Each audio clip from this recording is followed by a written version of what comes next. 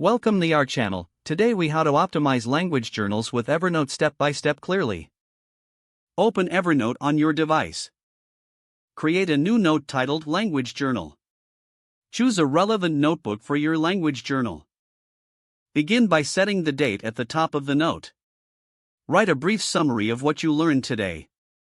Use bullet points to list new vocabulary words. Next, add example sentences for each new word. Incorporate images or audio files related to your language practice. Highlight any grammar rules you encountered. Reflect on any challenges you faced during your learning session.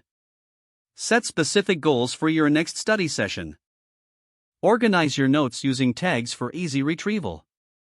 Regularly review your entries to track progress over time. Consider syncing your journal across devices for accessibility. Share your notes with language partners for collaborative learning. Utilize Evernote's search function to find past entries easily. End each session by noting your feelings about your progress. If the page does not load, refresh the browser or try again in a private or incognito window. Make sure you are using the correct email address, then retype it carefully to avoid small typos. If your password is not accepted, use the reset option and create a new strong password you can remember. Check your spam folder for verification or security emails, then complete any requested confirmation steps.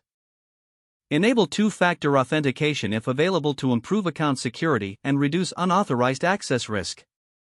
After signing in, review your profile details so your contact information and settings are accurate and current.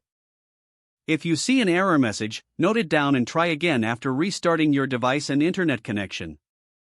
Log out when you finish, especially on shared devices, to keep your account and payment information secure. If the page does not load, refresh the browser or try again in a private or incognito window. Make sure you are using the correct email address, then retype it carefully to avoid small typos. If your password is not accepted, use the reset option and create a new strong password you can remember. Check your spam folder for verification or security emails, then complete any requested confirmation steps. Don't forget to like this video and subscribe to our channel for more step-by-step tech guides.